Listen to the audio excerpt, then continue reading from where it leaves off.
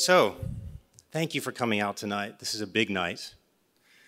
Welcome to A Species Between Worlds, Our Nature, Our Screens. My name is John Mack. I'm the artist behind this exhibition, and I'm also the founder of a nonprofit that I began early this year called Life Calling, which works to preserve our humanity in the digital age. So this is a very big night for Life Calling. We have Tristan here and Sinead, and I just want to say that we're going to do 3 rounds of applause tonight before they take the mic.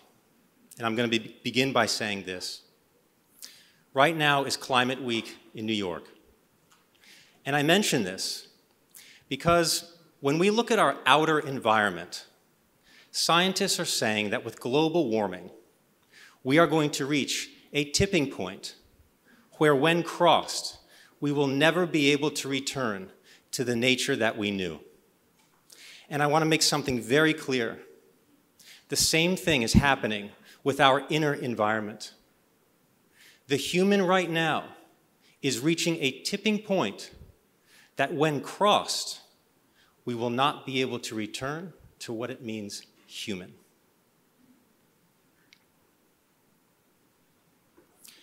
Now, the difference between the outer environment talk and the inner environment talk is really just one of awareness. When we speak of the outer environment, when a company goes green, we all know what that means. I want to live in a world where when a tech company goes blue, we know what they're talking about. And there's only one way to realize that, and that's by raising the level of awareness of this issue. And I am convinced that the most powerful catalyst in that effort comes down to this man on stage and the Center for Humane Technology. And these are tears of gratitude. I'm not sad. So, as for the first round of applause, please join me in thanking Tristan Harris and the Center for Humane Technology for taking care of our inner environment.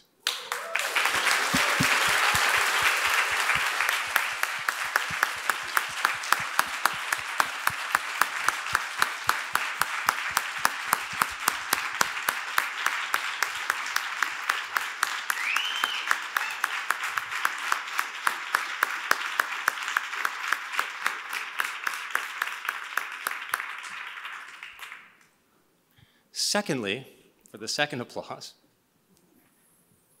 I'd like to talk very quickly about how my nonprofit, Life Calling, and how the Center for Humane Technology has sort of a different positioning in attacking the same digital pandemic. And when I talk about the digital pandemic, I like to look at it in this way. These devices are parasites. In order for a parasite to have any kind of power, any kind of life, it needs a host. And so this artificial parasite is feeding off an artificial host. And at Life Calling, I call this host the artificial self or the separate self. And this is a parasitic relationship of mutualism, which means that the stronger the host, the stronger the parasite. The stronger the parasite, the stronger the host. That's the addiction. And so where I come from in this effort is I'm saying that the cure to this, the cure, is to get rid of the separate self, to realize our nature.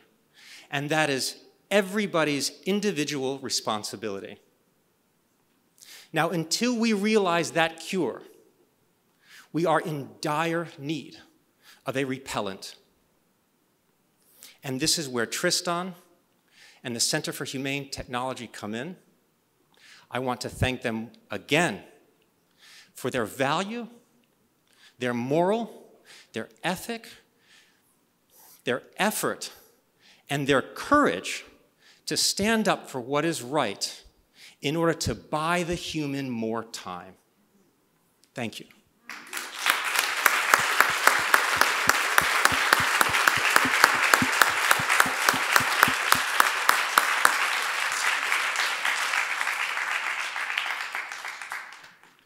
And now for the third applause, I'm going to read from this sheet. For those who don't know, Tristan Harris has spent his career studying how today's major technology platforms have increasingly become the social fabric by which we live and think, wielding dangerous power over our ability to make sense of the world. He is co-founder and president of the Center for Humane Technology and the co-host of Your Undivided Attention. Tristan was also the primary subject of the acclaimed Netflix documentary, The Social Dilemma, which unveiled the hidden machinations behind social media.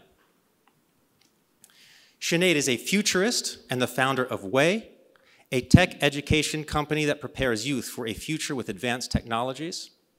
To date, she has educated over 200,000 young entrepreneurs on the future of technology and has spoken at world-renowned institutions, including the United Nations, Cornell University, and Bloomberg, on the intersection of business, technology, and the future. So for the third round of applause, please welcome these guests. Thank you so much for being here.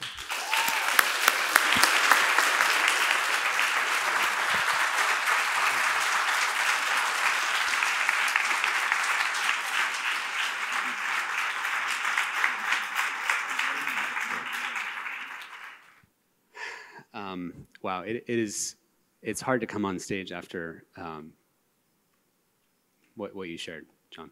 Thank you so much. It really means a lot to me. You know, on that note, just to kind of speak openly, it is very hard to do this work. It's hard for all of us, I think, to see a system and a set of forces that are very powerful, that are moving the world in ways that I think as people wake up to that being not a good way to move the world can be very terrifying. And there's trillions of dollars of market cap value moving in that direction, combined with geopolitical interests and profit interests. So I just want to say thank you again to John and this amazing art exhibit, which I recommend that all of you go around. We actually got a chance to go around, and there's so much detail and subtlety in what I think John is trying to reveal in our relationship to technology. And I'll say just these last couple things because there's so much to get through. Our work actually started on more of this spiritual relationship between how technology is influencing these deeper interior parts of ourselves. That's where I started in this work. How is it affecting our attention? How is it affecting how we see ourselves? How is it affecting our breath? Like, how is it affecting how we constitute ourselves? And since then, there's so many other layers to the problem of democracy and geopolitics and Russian and Chinese disinformation. And there's a lot of things we're going to talk about. But I just want to say that for me, it does start at this inner level. And we don't get to talk about that nearly enough anymore because there's all these other pressing problems. And I want to thank you for pointing attention at that inner layer that does not get enough attention. Thank you. So we're here today to talk about a species between worlds, and I was just riffing in my own development of the presentation. Looking in the mirror, I think it's really interesting to invoke identity. Who are we as a species? I think right now you look out and you see social media, you think we're an addicted, distracted, polarized, narcissistic, misinformed, ephemeral society. And I'm here to tell you, I think you're all here, actually. The reason that you're probably in this room is because you believe that's actually not who we are. And there's been this kind of illusion that has corrupted what we see in the mirror. And it's actually that fact that we're not that thing that we see in the mirror that drives me and I think everybody at the Center for Humane Technology in this broader movement, and the many organizations and nonprofits and whistleblowers and people that are doing this work every day, is that this is not how it's supposed to be. It's not how it has to be. So I want to talk about identity, and I'm going to return often to this metaphor of the funhouse mirror, Charlie Chaplin running around seeing this image reflected back and forth. And I hope to convince you that we've been in this funhouse mirror. In addition to that, there's a broader change. We're kind of between worlds in the world system that we're operating in. After World War II, there was the nuclear bomb. It was the first time we had the power to destroy the world, kind of a civilization catastrophic technology. And there was one way to think about the world we live in, the post-Bretton Woods, United Nations, Pax Americana world, was could we build a world system that could hold that technology? Let's make sure we never war again. Let's have positive sum economics. Let's have interconnected supply chains where we rely on each other so nations don't want to war with each other. And that world system is breaking down because of the accelerating moves of technology, the new technology that's coming. So we are at this transition between world systems that I also would like to talk about. And a lot of people don't know that our work at the Center for Humane Technology is at the intersection of 3 different domains: technology and design, systems thinking, and existential risk. Again, I would like to emphasize that inside technology and design is really like the human spirit. How do we relate to ourselves inside of all of this? And this is something we don't talk about enough. A lot of people think this is about tech addiction and just how do we get our kids off phones. That's part of it, but there's a lot more. And I think a lot of the moment of reckoning that we're in, Carl Jung would talk about the shadow. Each of us has a shadow, right? The shadow of our economy is climate change. You have $70 trillion of market movements, and the shadow of all that activity is it takes oil, and it takes emissions, and it takes materials economy, and that causes climate change. And we're at a moment of reckoning of how do we integrate our shadow as a civilization. And it's the same as a person who's taking responsibility for their shadow. Shadow is, I'm having impacts on other people. And maybe I didn't know that I was having those impacts, but that's my shadow. And if I can look for my shadow, if I can look for the externalities that I'm causing, then maybe we can integrate that shadow, which might be hard, but in doing so, we become better people. And I think that's kind of the metabolism that I want to be thinking about for all of you today. This has happened before. This is when dynamite was first invented in 1866. It blew up the New York Stock Exchange. There was newspapers about it. And you may not believe this, but when dynamite was first invented, right here in New York City, you could go down to your local store and buy dynamite. Because people didn't think, well, I mean, it's a tool. All technology is a tool. It's up to us to choose how we use it, right? So if I'm a farmer, I get the dynamite, I can blow up the thing in my yard, and now I can use dynamite. It's awesome. But that was a pretty powerful, decentralized technology. And we had to start figuring out, oh my gosh, we have to regulate where this is coming from.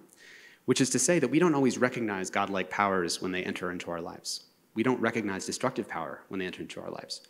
Another one is journalism. This is the code of ethics for the Society of Professional Journalists.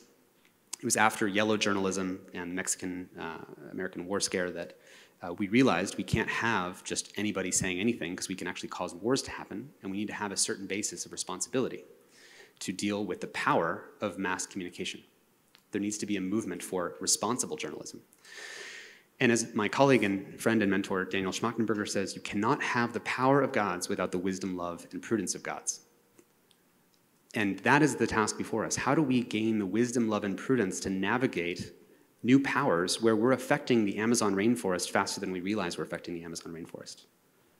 There was just a recent study out from the University of Sweden, I think, that said that all rainwater now, if you just drink just the rain coming down, it has microplastics in it. It's not safe to drink, actually. New study as of a week ago. It's a very sad study. The point is that we are affecting the environment, the outer environment, faster than we're aware of it. But we're also affecting the inner environment faster than we are aware of it. And that's kind of what this conversation is about and what the social dilemma is about. So do we have that wisdom? Who would we need to be as a species to have that wisdom? How many people here have seen The Social Dilemma? Okay. It's a friendly audience, a lot of people. It was seen by, this really blew me away, by the way, and one of the things that's interesting is the film came out during a pandemic, and so I was all just inside the entire time that the film came out. There was never going outside, there was never film premieres, there was never, So I never met anybody who said, oh, I saw the social dilemma. It was just, we were inside during the pandemic. And, but I will say the film blew our expectations away. We had no idea what was going to happen. It's been seen by more than 125 million people in 190 countries and in 30 languages. And it has led to some phenomenal changes that I hope give you some hope, and I'll get to there by the end of the presentation. But the forces in the social dilemma, which I'm going to review first just to make sure everyone's on the same page, and you will all find everything I'm about to say very familiar since you've seen it, is that it's not by accident, it's by design, not because Mark Zuckerberg decided to grow a mustache and twirl it and say, how can I ruin the world? But that there's some design processes that led to the outcomes that we're facing. They don't have to be this way. That's actually the opportunity, is if you design technology differently, you know, you can have a different world. So this is actually a photo of me and the co-founder of Instagram, Mike Krieger, when we were in college at Stanford. And that's Professor B.J. Fogg at Stanford from the Persuasive Technology Lab. This was at South by Southwest, a big tech conference. And there's a discipline of how do you use design to persuade people's lower level psychological instincts. A lot of people think that that's just like some conspiracy theory, or I'm dialing that up too much, or people can't really be manipulated. But you know, I'll get into that in a second. The real problem of humanity that E.O. Wilson said, and I repeat this everywhere I go because when I first read it, I said this quote needs to be in everyone's heads, and I'm going to say it even 1,000 times, even if it takes overblowing it, which is that we have Paleolithic emotions and brains. We have medieval institutions, and we have godlike technology, right? And if you zoom into our Paleolithic brains, as a kid I was a magician. This is me as a doing magic at my mother's birthday party. And with technology, persuasive technology, it's kind of like being a magician inside of someone's brain, right? You are figuring out, for example, many of you probably use WhatsApp. A designer at WhatsApp has a choice. When it says last online 5 minutes ago, I'm seeing some of you smile already, because that's a design choice. They don't have to design it that way, say last online 5 minutes ago. Because then you know that they know that you know that they saw that you were online, and then, oh no, but then I can't, right? But that doesn't have to exist. That entire psychological loop could disappear if you were to design it differently. And so, obviously then we live in an attention economy. It's not just that persuasive technology techniques or design processes are out there, it's that there's a race for our attention, and that's because we're the product and not the customer. How much have any of you paid for your TikTok account or your YouTube account recently? 0, right? But it's worth $1 trillion, so what are they selling? It's not our data. People think it's just the data. It's the fact that they get our attention and then sell that to advertisers, and they have to do whatever it takes to get that attention. So we build a lot, you know, the poll to refresh for likes, how many likes did I get? And we have to not just get your attention, it actually is more effective in the race to the bottom of the brainstem if I get you addicted to getting attention from other people, right? So I want you to be addicted to get attention from other people, because that means I'll do better for my app getting your attention, because now you want other people's attention, you want to come to my app to get that attention. And so you end up with beautification filters. And then when one app does beautification filters, the other app has to match them in doing beautification filters. And recently it was found that TikTok actually doesn't wait for you to add the beautification filters. They just do it by 5%. Mirror, mirror on the wall, who makes me look the fairest of them all? And whoever does, I will use that app. And these are the percentage of women with high depressive symptoms starting in 1991, going up to 21% in 2013. And then, as Jonathan Haidt will tell you, it just surges up. This is old. This is an old slide from 2017. It has gone far worse in the last few years. And then, in addition to getting us addicted to getting attention from other people, the other thing that works really well at getting attention is turning us into division entrepreneurs. What do I mean by that? On Twitter, there's great academic research showing that the best predictor of whether something will get retweeted or reshared is the amount of out-group polarizing language that the tweet has. Out-group means I make you an other, I dehumanize you, I show contempt for you, and I say why you're so bad. So in a game where the best way to earn the most points is to find cultural fault lines and add inflammation to those cultural fault lines, if I pay you $100 every time you find something divisive to say, and I pay you nothing if you say, well, hold on a second, I think it might be complicated, we should think for a second, what is the world going to look like if I pay people $100 every time we divide? And so these are examples of bots that were on election day saying, I love seeing Trump supporters cry. It's my daily medicine, my weekly energy, my monthly inspiration, my yearly motivation. Their loss is the only reason I'm still alive. I was born to love and enjoy the failure that they have achieved.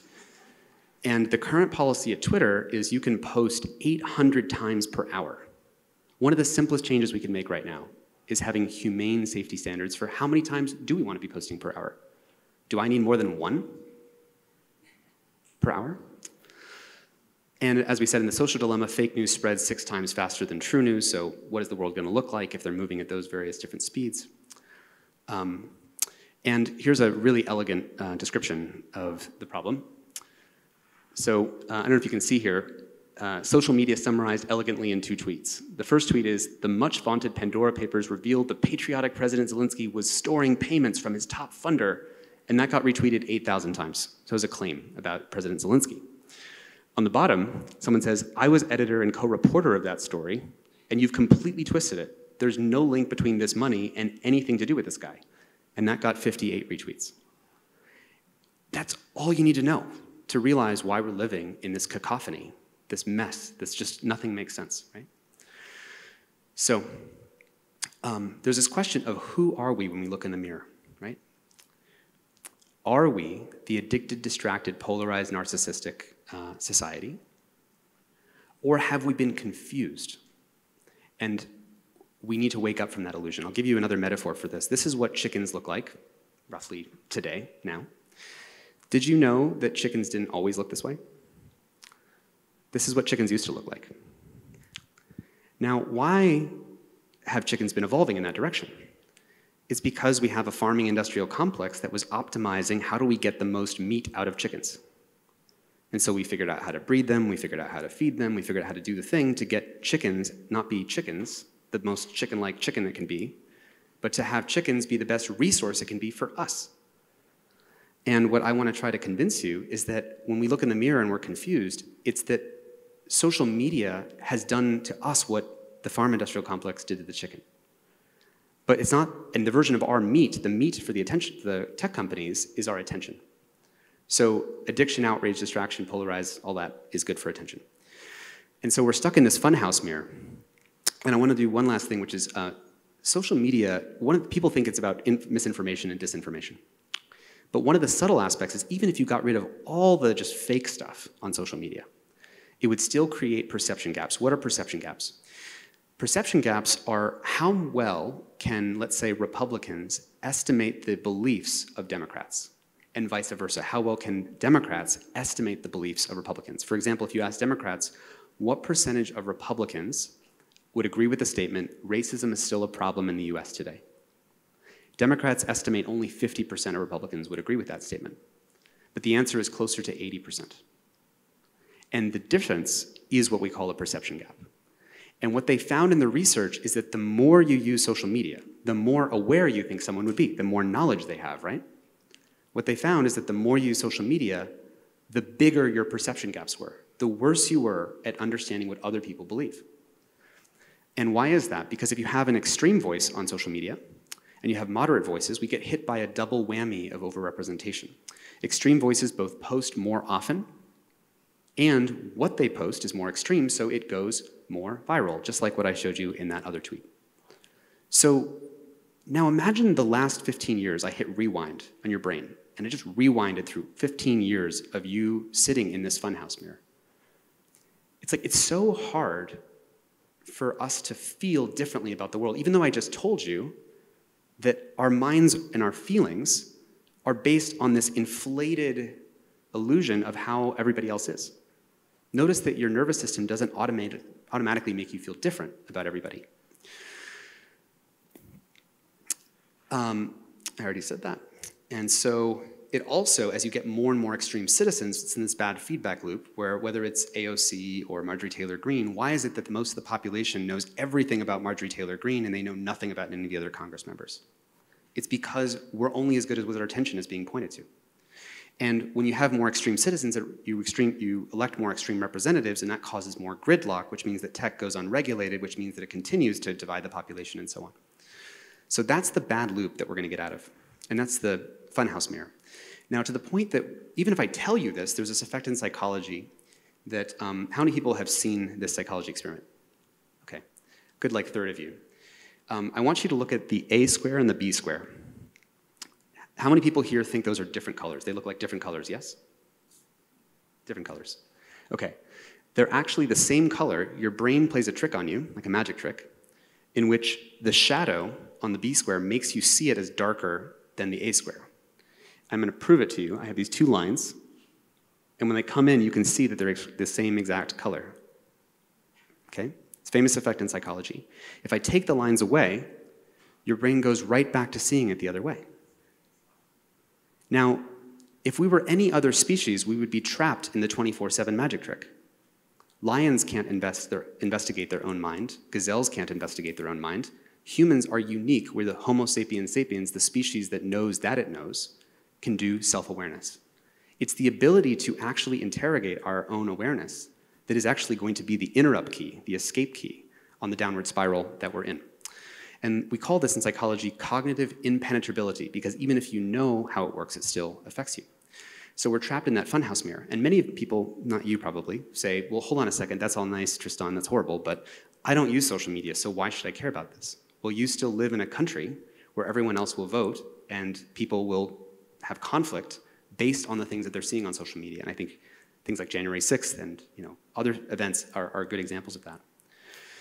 And so the meta issue is that as the complexity of the world is going up, the complexity of the issues, we have global financial risk, extremism, US-China competition, racial justice, climate crisis. What we need to do to be wise enough to deal with this moment is to be making sense of the world at the level of specificity and complexity of the world, right? If you're taking an action or an intervention and you think you're going to solve the problem, but you don't actually understand the problem, you're just going to make it worse. And so this is what we call the wisdom gap or the complexity gap. And runaway technology both increases the verticality of the complexity of the world, because now there's more complexity to deal with, because technology does make the world more complex. And it also decreases our ability to make sense of the complexity. So we have institutions that are not, I was recently at an event and we had one of the closest advisors to a former US president on stage asked about social media. This person has dealt with every major crisis that a president has dealt with. Geopolitical issues, conflict issues, hostage issues, economy issues, labor issues. And this person said, I don't think social media is a problem. I mean, I don't use it. Now, I'm not saying this to diminish the credibility of that person. What I'm saying is, why would someone who's seen all of those problems and been in that informed a position, that's not correlated with why would you know something about social media? Why would the generals in the Department of Defense know how TikTok might be manipulating all of their grandchildren?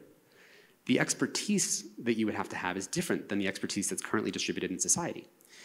And on top of that, we have these sort of zombie values and zombie institutions, these zombie philosophies that when we try to figure out how are we going to solve these problems, we go back to ideas like we need free speech, we need informed consent, we need fact-based journalism, we need more speech to answer the bad speech.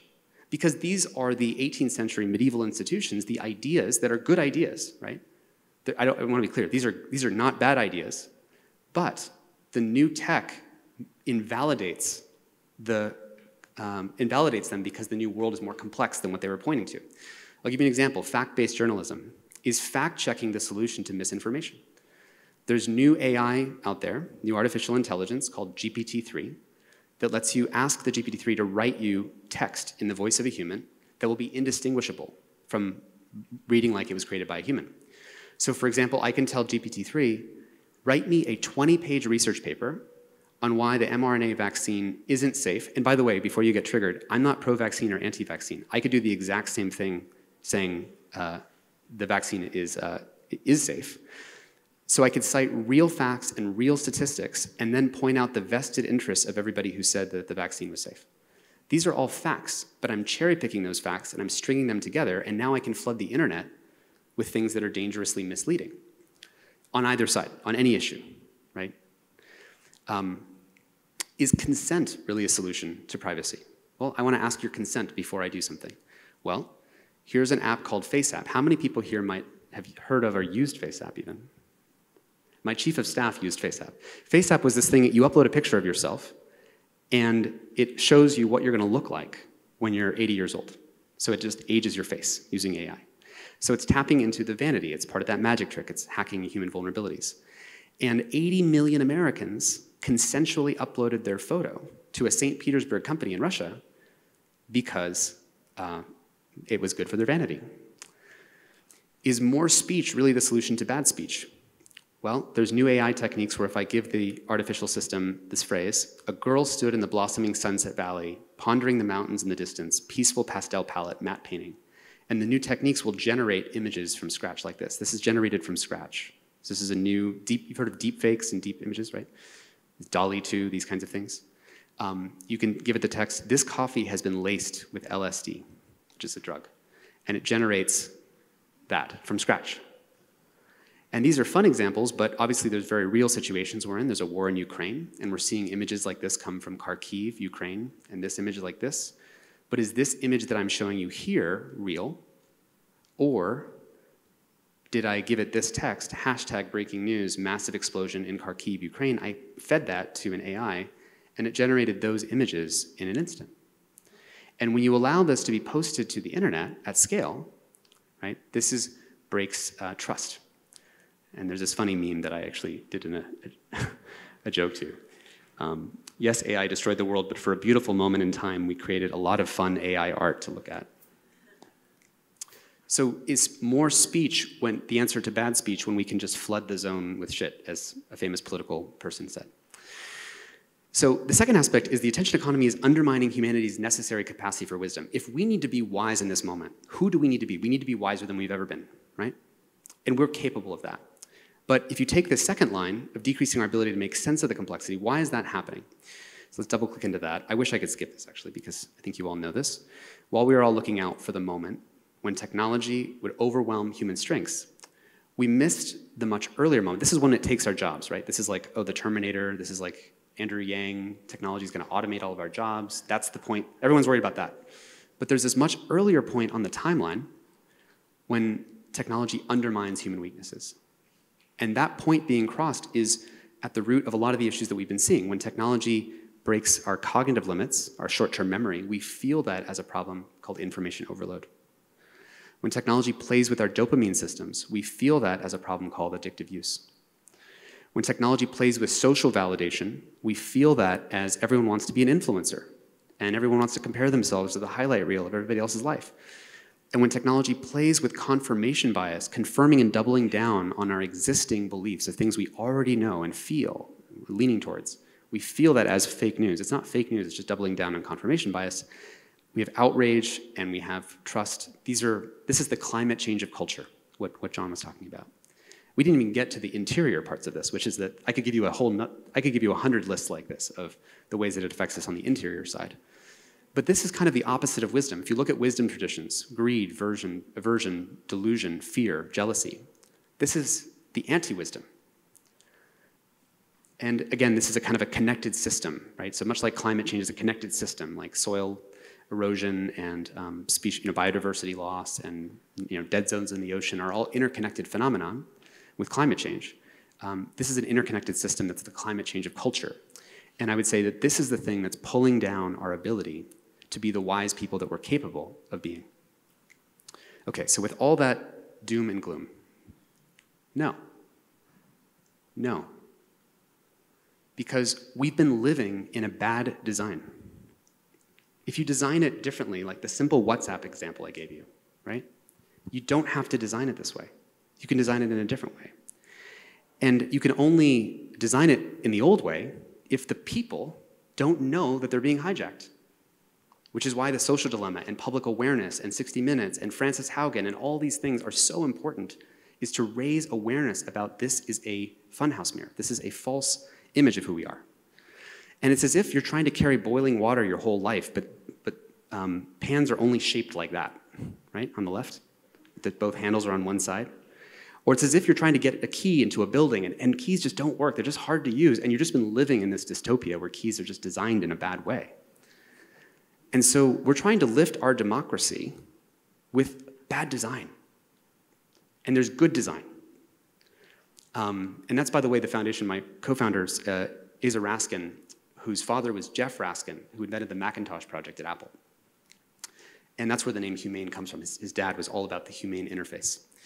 So to summarize, how do we get here? We have inhumane technology that shapes society towards a more incoherent, simplistic, oblivious culture that then sows distrust and degradation of institutions, which then don't regulate the inhumane technology, right? And unlike an oil company, if you have an oil spill, that's an externality. It's a shadow of an oil company might be it dumps oil sometimes. But an oil spill doesn't directly decrease the coherence of the government to regulate oil spills, whereas when Twitter does a polarization or division spill over the population, that decreases the coherence of the regulatory apparatus that we need. So again, who are we? We can look in the mirror. And the whole premise of this is that this has happened to us. This is not us, this is us. This is us. Maya Angelou, this is us. Poets, activists, people who actually took responsibility and said we can make a better world. What if technology, instead of conditioning people to be influencers, was conditioning the future Gandhis and so on? And I'm not saying this is a techno-utopian, tech is going to save it. I just mean to the degree that tech is constituting the development of people, it should be constituting the wise parts of ourselves and who we need to be in this moment if we're going to make it through. So to summarize what that would look like, we need humane technology that educates and develops, helps educate and develop a more evolved, nuanced culture which creates and supports and upgrades institutions and markets to be better aligned with the world that we need to live in, which then sets the guardrails and incentives for more and more humane technology. We need to live in a positive upward spiral and interrupt the downward spiral. And there's sort of 3 time horizons. How much time do I have? How are we doing on time? Okay. I'm just trying to make sure I get it. I don't have a clock, so. There's 3 time horizons for all this to happen, just to name. Because it seems like an overwhelming challenge. I get it.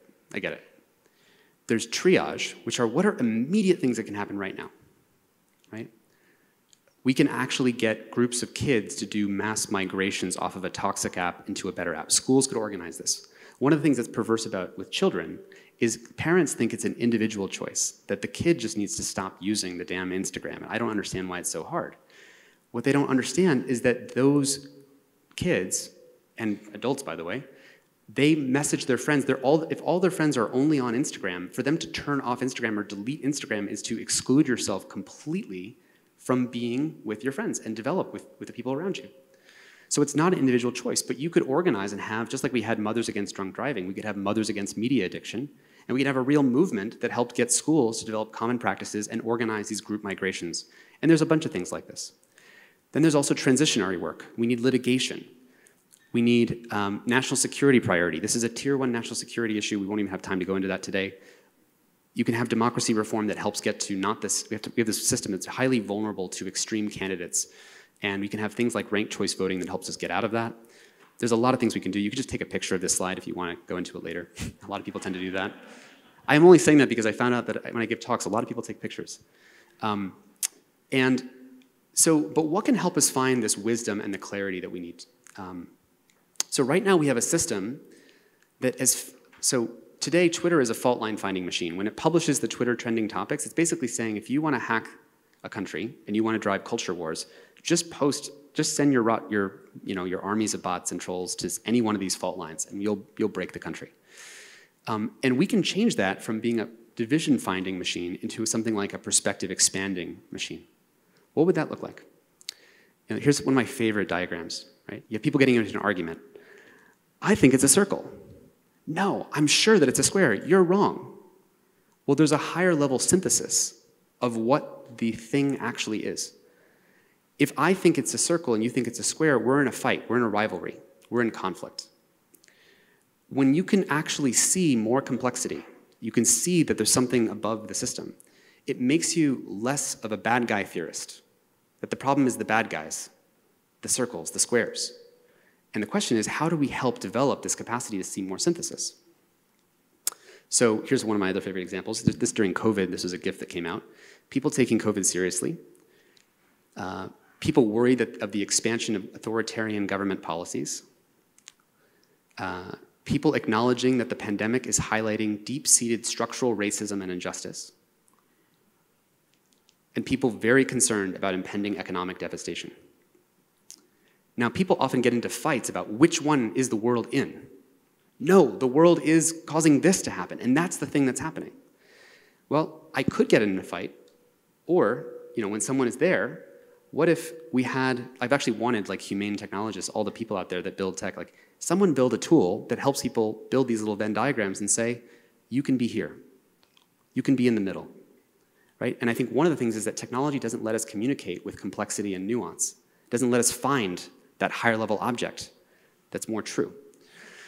Things like Reddit's Change My View is another example that's where people actually win by the more you change my mind. It's a channel on Reddit in which people say, I invite you to change my mind, and you earn more points the more you change people's minds. Or systems like Polis, in which you're basically, the government of Taiwan, I won't go into this now, we have a great podcast episode on it, in which it helps citizens find alignment between different propositions. So it's like, imagine there's a system where people are posting things they think the government should do about a problem. And then people are always clicking on and agreeing with very different clusters of these propositions. Whenever there's users from very different clusters that agree, that's what Polis sort of like puts to the center and to the top. That's what we need. We need systems like this. And we also need stories that give us access to that complexity. And the other side of complexity is humility, because instead of being certain, when you see that there's a bigger story, you become more humble. You become more curious. And I think that we can also highlight those stories. There's a famous story on YouTube, it has 22 million views now, called The Man Who Accidentally Killed the Most People in History, and it's about the history of lead. Lead was a tool. It was a powerful technology that we started embedding in all of our products. Put it in gasoline, we put it in paint, and we didn't realize that it would cause multiple environmental problems, that it would drop the collective IQ of humanity by about 1 billion points, which it did, by the way, and it would actually increase aggression in people. That the more lead exposure, the more aggression is in people. And that's an externality. That was the shadow of lead. And I think stories like this help teach that those who are building technology and godlike powers can actually be more humble and more curious about how might I be affecting the world in ways that I can't see. Just like someone who's taking responsibility for their shadow. This is the study I was mentioning. Challenge. Oops. And so one last example I want to leave you with about an inspiring example. I think it'd be very inspiring to live in a world of technology that's trying to increase our view of synthesis, perspective expansion, and complexity. There's a great video on Wired about seeing the complexity of music. And it's a woman who, you'll see in a second, who's basically showing how complex something as simple as happy birthday can be. And imagine if Twitter and Facebook and the world was sorting by increasing our perspective awareness. Here's an example. Challenge to go through levels of music complexity at the piano.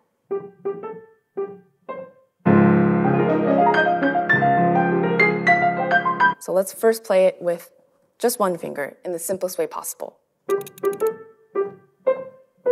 And this is our melody. With that, I'm going to add just another finger. I'm alternating notes.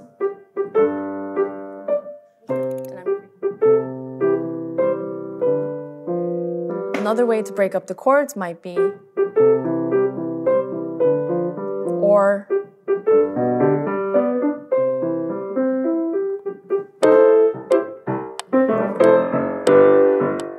rumba.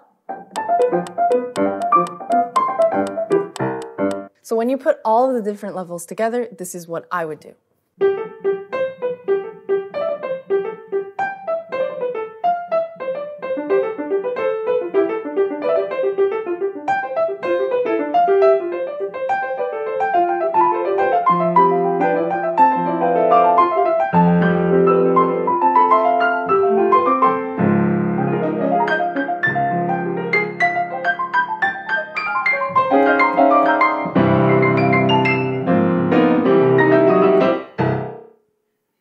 Whenever I see that video, I get chills. Aesthetics, and John's exhibit here is partially about seeing the beauty of nature. Nature is very complex, and there's something very humbling about being in nature's complexity. And it increases your appreciation for aesthetics, for how beautiful the world can be. and how nuanced the world can be. I love it when I find an argument for a topic that I didn't know or understand. When someone can produce something that I didn't think about in a problem. That's exciting, not, oh my gosh, that just hurt my worldview and I should defend it. Imagine we lived in a world that was all about expanding that in people, a world of expansion. So, it might sound a little bit naive and hopeful, but we can internalize technology shadow. That's what we have to do. We lived in the age of technology without wisdom. We need to live in the age of technology with wisdom, love, and prudence.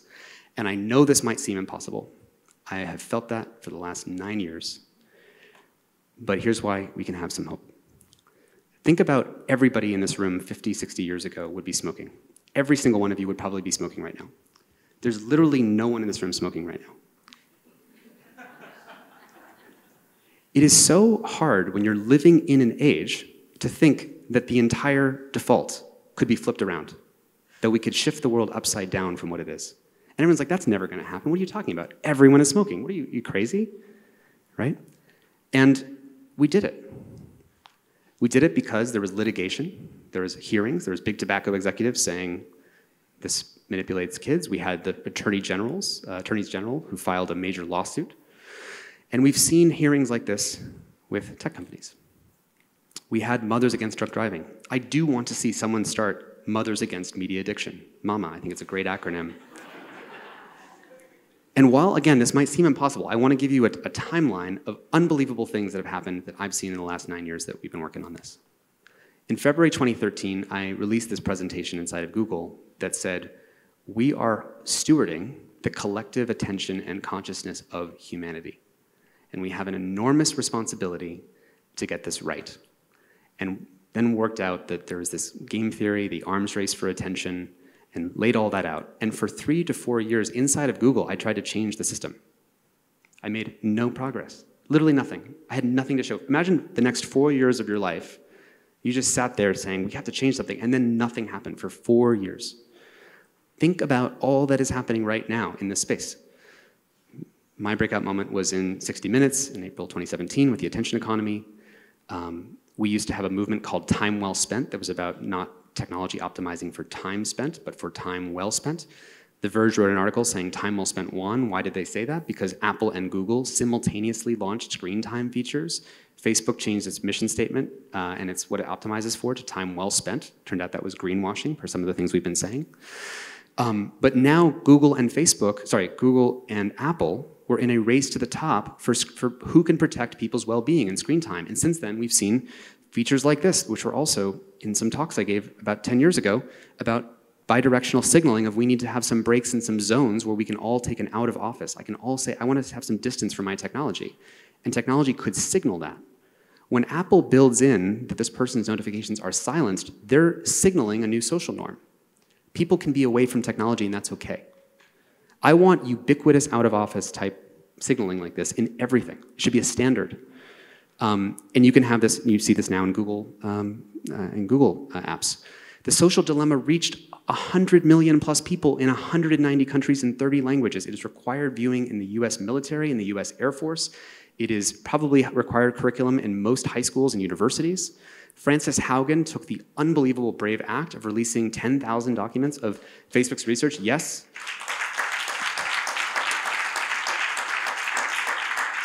If you would have told me that someone like her would do something, that someone would do something like that, and that we would have all the receipts, all the evidence that all the stuff we've been saying in Social Dilemma is just true, and that she would be honored at the President's State of the Union address, which she was. If you told me that when I was at Google for 4 years of nothing happening, I would have never believed you.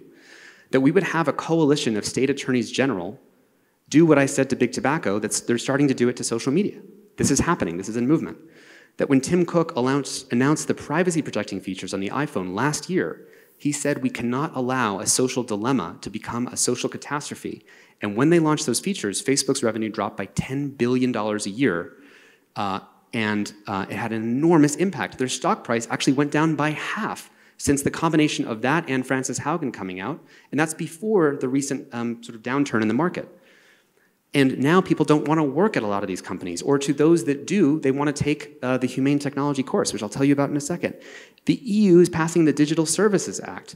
Just last week, California passed the Age-Appropriate Design Code, which is actually trying to deal with some of these issues in California and prove that the regulation apparatus is still available. Just today, we have Unfinished Live and Project Liberty and Frank McCourt's whole bringing and convening together people who are working on this. There's now thousands of people in this field. We shipped a Foundations of Humane Technology course with 12,000 people registered for this course, which, by the way, you can take. It's free. You can check it out. And we have a whole community of 12,000 people that are going to be taking this and learning how to design technology in a different way. And we're all in this situation together. All of us can ask, how can we show up for this challenge? How can we be the wise people that we need to be to make it through this moment? So, do we have a lot of time to make this happen? We do not. So I really am calling on you. Like, how can we all show up and take our part in making this change happen? And so if we do that, maybe we can take this problem statement, and if this is the problem, we can embrace our Paleolithic emotions, upgrade our medieval institutions, and bind godlike technology with the wisdom, love, and prudence that my mentor talked about. Thank you very much. Thank you. I think we're all uploading and downloading all of that information. Yeah, wow. So I want to make clear, when we talk about social media, when we talk about digital problems, we think of things like censorship, we think of data privacy, we think of Section 230. And you're telling us, let's zoom out even further. It's the entire attention economy. Yeah. One of the things about E.O. Wilson's quote, that we have medieval institutions, which is, it sounds disrespectful to the institutions. As I said, the sort of zombie values, the zombie laws, like we have these things that were important values at the time. But when, for example, we had a value of privacy before, like early on, but then when you introduce ubiquitous cameras into the world, we have to update what do we mean by privacy, because the definition and meaning of privacy means something different in a world of everybody having a camera. And I think in a world where we have synthetic media, what does intellectual property mean if I can say, I want to write something in John Mack's voice and flood the internet with it, and I want to make art like John Mack's art. And now it created images that are in the style of John, and I didn't ask him, and I own it, but do I owe him something for that? But the AI was built by someone else. So like, it's all confusing. And with the attention economy, I think the issue is we're currently trying to regulate technology through what's legible to the old laws. And what was legible to the old laws was privacy, content liability, Section 230 is the geeky thing. And I think that we have to actually conceive of this is an environment. I mean, John talked about this as the climate change of the interior environment. Attention, our collective attention, is a commons. And it should be stewarded with a kind of care. But we don't have common attention commons laws. Now, Apple, though, is in a unique position, and we always call on Apple because they set the norms inside their app store. They could say, here's the new safety standards that all apps have to follow. And maybe we don't do auto-playing infinite scroll videos. We just banned that entire design pattern. I know that sounds harsh. People have to give up their TikTok. But I'll tell you an example that did, we had 100% of people at this conference we were just at raise their hand and say they would support it. Would you support if Apple were to take social media and say, from 12 p.m. to 7 in the morning, it just stops working for everybody. And it opens right back up again at 7 a.m. We actually had like 100% of people raise their hands and said, for people under the age of 18, for teenagers, would I want that world? And everybody raised their hand. I think there's things like that we're living in the age pre-seatbelts. Everyone uses the metaphor of seatbelts. Everyone uses the metaphor of, all that, speed limits. But I think there's a new set of wisdom that we haven't been able to figure out for these new powers. And the problem is we're printing new powers faster than we can develop a species of wisdom that would accompany that power. Yeah, and you had made the statistic about cigarettes. Is influencer culture, the modern day cigarettes? Like, do you think we have this culture? I know there was a morning poll that showed 54% of people between 13 and 38 would be an influencer given the shot. Is that actually just a byproduct of engineering designs and decisions? Yes, and I'll say an example of that. So they did the same, I don't know if that's the same survey as the one I'm thinking about, but they asked people in China, and they asked people in the United States, essentially, what are the most aspired to careers? Like, what do you want to be when you grow up? And they surveyed everybody. And the #1 answer in China was astronaut. And the #1 answer in the US was influencer. Now, I want to be really clear. Did any human being say they wanted to be an influencer in the 1980s? No, because it was invented by technology. And if one thing to know about how TikTok is regulated in China, if you're in China and you're under 14 years old and you swipe, they will feature educational videos, science experiments you can do at home, museum exhibits, and patriotism videos, which is effectively like shipping the spinach version of TikTok to your population, but then shipping the opium version to the rest of the world. And that's because I think they recognize that it is one of the #1 constituting forces in their society, and they care about who do they want to educate their young people to be. Absolutely, and your attention, it's one of the most valuable currencies in the world, and you need to treat it like that. It's really, really important that you see it that way. I'm going to come back to TikTok, but you did mention Apple, and I think Google, they play a really important role. They're the gatekeepers to the App Store, and they are the hardware interface that we utilize. If you could ask them to make 3 changes, what would they be? That's the kind of thing that I should have just ready to go off the top of my mind. There's different problems. I'll give you one example, one tiny thing. In the category of the 3 timelines I mentioned, there's triage, transition, and long-term.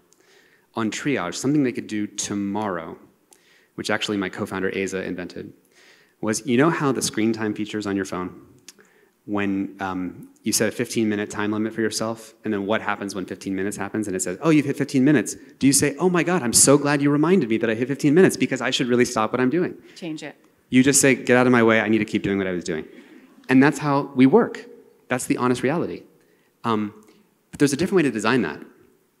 And it comes from my co-founder, Asa. He actually built a VPN for himself. I won't bore you with the details of what that is. Basically, as you scroll, after a certain amount of time, it starts getting randomly slower. Not predictably slower, and you set which apps you want it to be that way.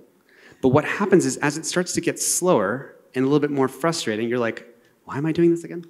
And your brain catches up with your thumb.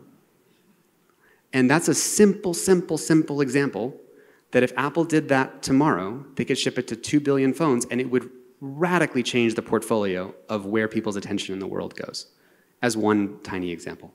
Now, when I say that, that's not enough for the world that we need to create to be the wise species that we need to be, right? So I'm looking at more transformative changes. But I think people need to see examples on both sides. On the other side of it, I think people should all check out, we have a podcast called Your Undivided Attention, and we did an episode with Audrey Tang, who's the digital minister of Taiwan. If you want to have an inspiring example of how technology plus democracy doesn't just equal like slightly less toxic same thing that we have now, but technology plus democracy equals stronger, better functioning, faster operating democracy, listen to our interview with Audrey Tang, because it gives an inspiring example of how it can work. And by the way, you could implement that here in the United States, but we'd have to have a culture and an awareness and a movement to get that kind of thing. And you had mentioned TikTok. Do you believe, and I'm just going to ask it straight out, TikTok is the Trojan horse of the 21st century? And when you talk about democracy and you talk about Democracy Plus, how would banning TikTok be a step in the preserving democracy route? So the challenge with TikTok is that we talk to a lot of national security people, like very top national security people, because basically there's a new form of warfare, which is like population-centric cultural division warfare. Like if I just make your population just constantly angry and outraged and just drown your institutions in drama and just the needing to respond to nonsense. And by the way, businesses too. How many people, like if you're in a businesses basically are dysfunctional and organizations are dysfunctional because they have to respond to the social media machine, right? So there's a lot of people who are getting hurt by this sort of like incoherence machine. And when you talk to national security folks and you understand the other things that the Chinese Communist Party is doing, just like we banned Huawei and said we're not going to build the next generation of network infrastructure on Chinese 5G because that would be like building our tanks with like whatever. I think that would you have allowed during the Cold War the Soviet Union to run television programming for the entire Western world and Sesame Street and Saturday morning cartoons and Teletubbies? Would you have wanted that or allowed that when there's a known great power competition and there's a bunch of other actions that are happening? In addition, it was recently found by a researcher that when you are in TikTok and you open up a web browser in TikTok and you type anything into a field from your email address to your age to your password, TikTok is logging the keystrokes. I know that sounds like a conspiracy theory. I know that sounds like someone's trying to tell you that, no, like that is happening. We don't have evidence that that's going all the way back to the Chinese government, but when the keystrokes of 1.8 billion people who are on TikTok are being tracked, plus I'm influencing the psychology. If I was China and if I was the CCP and I invaded Taiwan tomorrow, I could take all the people in every country who said that Taiwan was always a part of China and it's not our business to get involved and give them a 100x boost. I'm not having to propagandize to your citizens. I can just do amplifaganda, what my colleague Renee DiResta calls ampliganda or amplifaganda. I don't have to give you a message, I just have to strategically amplify which knobs I want you to hear from. So there's a lot of stuff that's going on in this space that most people don't know. And again, why would most people know? Because the complexity gap that we talked about. And I know it can all seem overwhelming, and it seems in many ways that democracy is kind of balancing on our attention. But that also means that the solutions are within our control. It's not a matter of physics or a biological solution that we need and don't have. It's a matter of us, and we can make those changes. And I do want to dive into some of the questions that have come up from the audience. So we have, what kinds of business models will enable new platforms to offer meaningful, humane incentives to users? It's a great question. So the first thing is that any kind of engagement for profit, advertising for profit business model won't be aligned with the interests of the people. And a lot of people then think, well, then that must mean the answer is subscriptions. There's some challenges with that. I think in the future, we're going to live in some kind of hybrid between subscriptions and also to the degree that technology is influencing social outcomes that governments care about, that there will be like government pools of funds for improving education or improving community or improving, kids' mentorships or something like that. And where these technologies are actually helping to strengthen and fulfill those social outcomes. Right now, if I'm a government and I put $1 billion into improving public schools and education, think about the impact that that has, which would be great, by the way. I'm all for more pay for teachers, better schools, better school equipment. That's all awesome. But notice how much does that change the picture versus TikTok getting twice as addictive and now kids are spending 6 hours a day and the parents are wrestling with the thing. So tech has this very dominant influence. And I think increasingly governments are going to see that if you care about the social outcomes that you want, we have to be able to direct funds in a way that the technology is another vehicle for fulfilling some of those social outcomes. And I say that not as like a big government person, I'm just looking at where are the incentives aligned. And so I think a hybrid between subscriptions and some funds being available to try to improve those outcomes. And do you think without regulation, tech companies have any incentive to make these changes on their own? No. Very important. And I have many friends in the tech industry, and we have talked to many, many people and the leaders of these companies, and it has been too many years, and there's nothing that they can do. They're trapped. And I think for them, what it would mean to take responsibility is instead of denying the problem, which is where a lot of them land, like I don't think the leaders of the current the tech companies have taken responsibility for that this actually is happening. If I were them, I would both take responsibility for it. This is happening. I, as a single company, can't do the better thing, because if I do the better thing, then I'm just going to lose my attention lunch to TikTok, which, by the way, has happened. TikTok has surpassed YouTube and Facebook in time spent in the US and around the world. It's growing rapidly. And so if Facebook and YouTube start doing like the good thing for people, the humane blue thing, they'll get outcompeted by the one who's willing to do the most ruthless thing for maximizing addiction, limbic hijack, dopamine, et cetera. And so it has to be a solution from above of setting a new game. We need to transform the game from a bad game to a good game. And Apple is in a really good position to do that in the very short term if you want to bypass some of the long legislative changes, but also obviously the government is needed. I think Europe is going to play a big role as well because they're moving faster than the US. Agreed. This one's a bit more serious. Do you ever get death threats for doing this work? No. I have not gotten a death threat. There have been some creepy moments, but no death threats. Thanks. Thanks for that question. And how do we upgrade government institutions?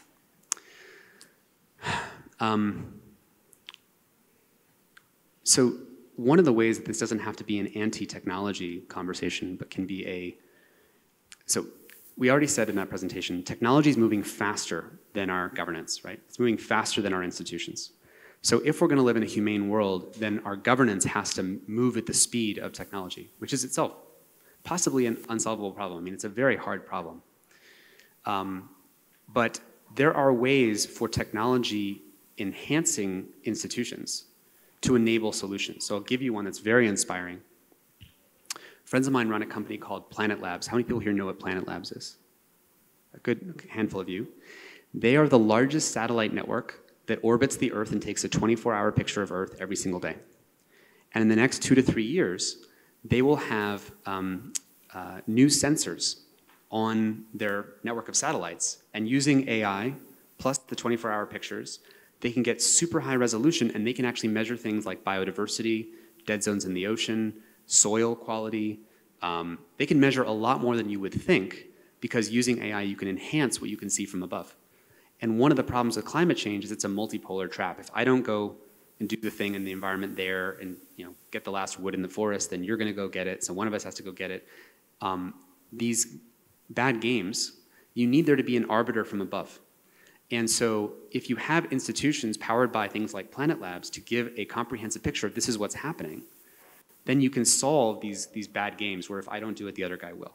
Because now people can see, oh, I can see that you're not doing it, and you can see that I'm not doing it. And now we live in a better world.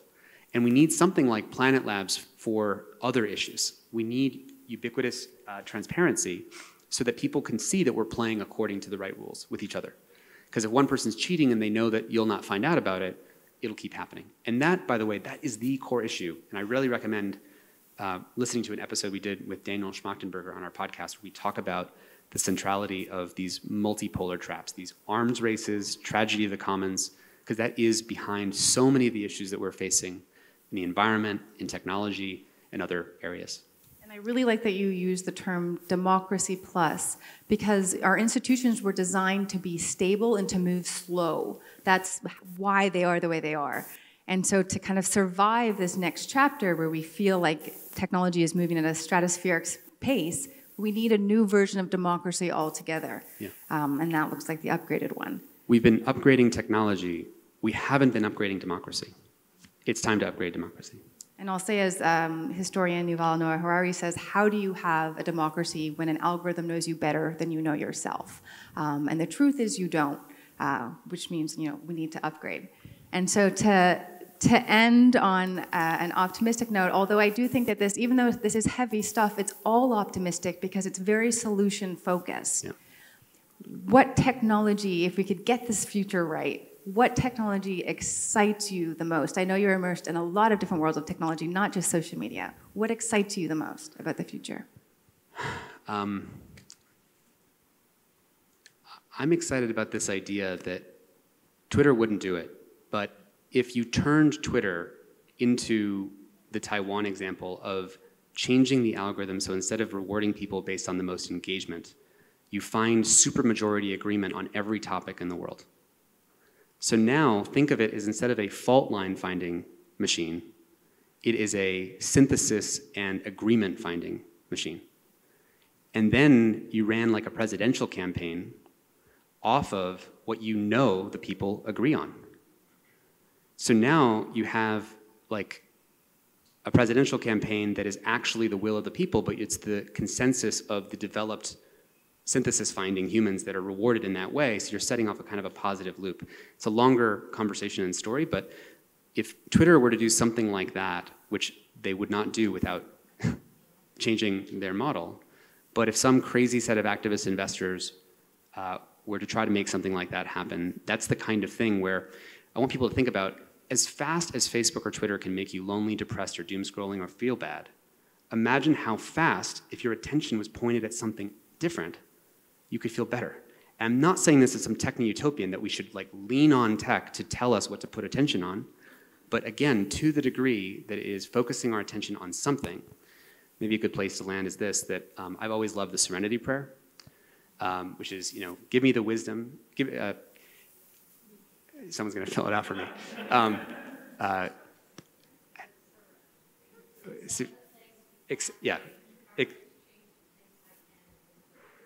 So it's to accept the things that I cannot change, to be brave enough to change the things I have, the courage to change the things I can, and to have the wisdom to know the difference. One of the things about our Paleolithic brains is that your attention is not coupled automatically with what you have agency over. Your brain is the monkey mind. It just your attention goes all over the place. And moreover, it specifically ruminates on a lot of things that bother you. But so our brains weren't built in with pointing our attention at what we can do, right? But the Serenity Prayer is kind of like a humane technology, because it's understanding a fact about how our brains work and saying, based on that humane understanding of it, my brain doesn't automatically point my attention at things I have agency over. It's like a humane technology that redirects our attention to give me the courage to change the things I can and accept everything I can't change. And immediately there's freedom in just that. So I think I really recommend people take that in, and also that I hope you take these issues on in your own ways in your life, because we can all really do something. And I know that sounds hard, but that's why we're all doing this. That's why I think you showed up here.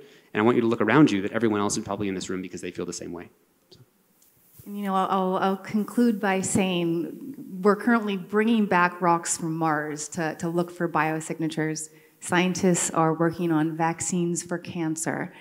And, you know, in the next couple of years, it's quite possible a few people in this room will have gone to space.